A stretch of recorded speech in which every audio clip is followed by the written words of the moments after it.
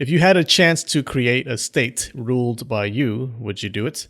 Taira no Masakado did, right inside Japan.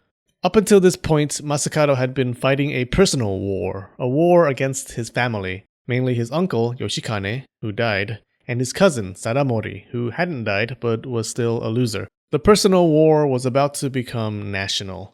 It all started when Masakado's friend decided to go around Hitachi province robbing people, stealing food, evading taxes, overall being a good provider for the wife and kids. The assistant governor to Hitachi province didn't appreciate his devotion to his family and got a warrant for his arrest. Masakado found some allies and amassed an army of more than 1,000, then marched into Hitachi province.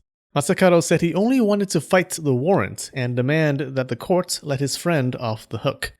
That's what he said, but was that his main purpose? Or did he have more invadey intentions? We don't know. It could be that the purpose of his large army was only to discourage others from attacking.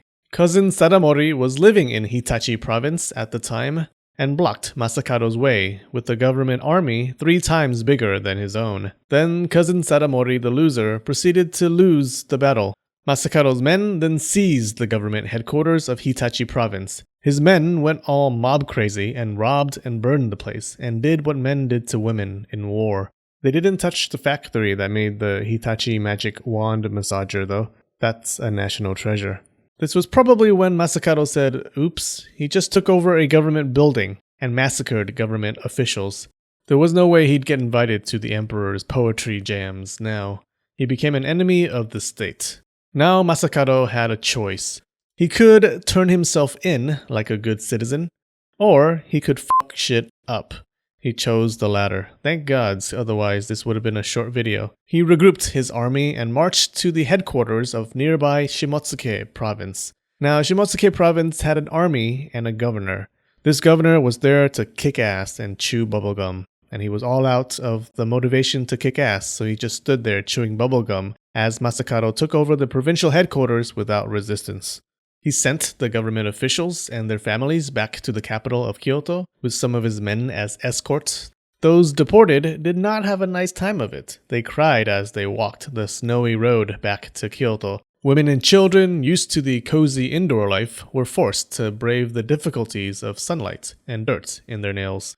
Masakado then marched to Kozuke province and did the same thing, taking over the headquarters and sending the officials off on their own trail of privileged tears.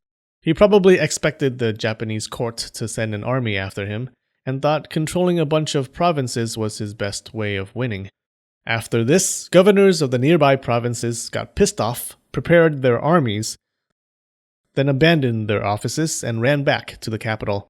And so Taira no Masakado and his band of merry warriors gained control of all of the provinces in the Kanto region, and a legend was born. He even called himself the new emperor. Now, the Kanto region is a pretty significant area. It was a stage for a lot of major events in Japanese history, and it was where the Taira and Minamoto clans made names for themselves.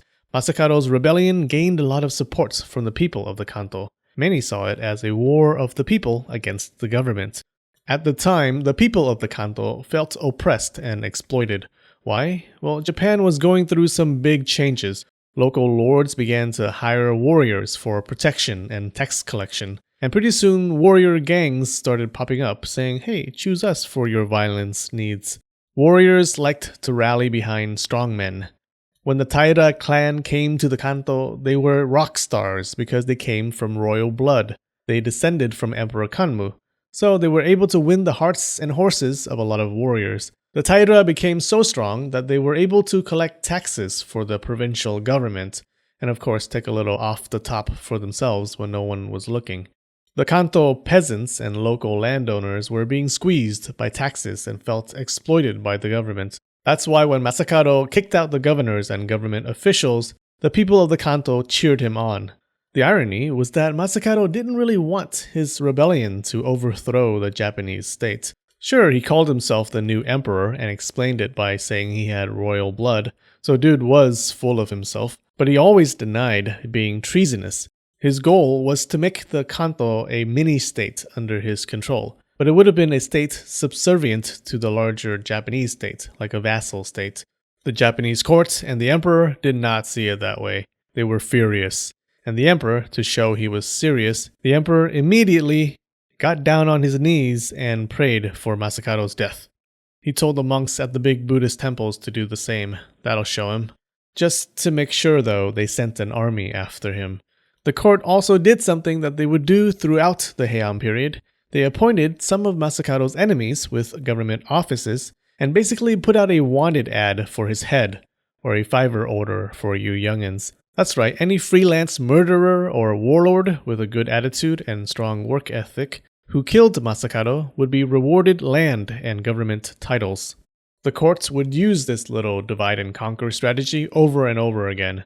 It was part of the reason the Heian courts was able to control the rising warrior class. If one warrior was causing trouble, get other warriors to go after him with promises of land and prestige. Get the warriors to fight each other. It worked. Masakado was being chased all around the Kanto region, his army dwindling as time went on. His cousin Sadamori and another guy named Fujiwara no Hidesato were among the chasers in this game of bow and arrow tag. One day, Masakado, tired and not yet expired, decided to make one last stand against the armies of cousin Sadamori and other guy Hidesato. It was Masakado's 400 men against a few thousand. At first, the gods were smiling upon him. The wind was fierce and was at his back. That was good because it carried his arrows further, and apparently the enemy had a hard time holding their shields straight. The historical accounts say the enemy troops were like those guys in the street corners waving those signs about. Masakado used the advantage, like the boss that he was, and forced 3,000 enemy soldiers to run. And then the wind changed direction, and the battle flipped.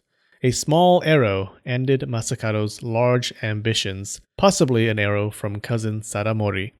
Fujiwara no Hidesato cut off his head and carried it to the capital, where they put it up for display like some dragon's used toothpick. It was the end of Taira no Masakado, but the beginning of weird stories about him.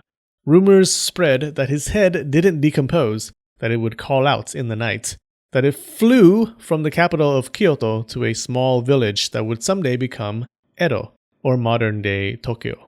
He became a folk hero, someone who fought against a corrupt government. Masakado was the first major samurai leader, and others would follow as a warrior class arose in Japan to fuck shit up for everyone. Alright, today's quiz question is this. Why are you so awesome? Just kidding. It's in the Battle of Okinawa, the Himeyuri students initially went to a field hospital. What town was it in? You have 24 hours before I randomly choose a winner. Winner gets one of these. The last winner was Ree Taylor. Good luck. This week's new patrons are Author E.A. Setzer, Judith Jade, sounds like a superhero name, Elizabeth Calvert, and John Atkinson. Thank you so much, you guys. Alright, much love and spread the knowledge.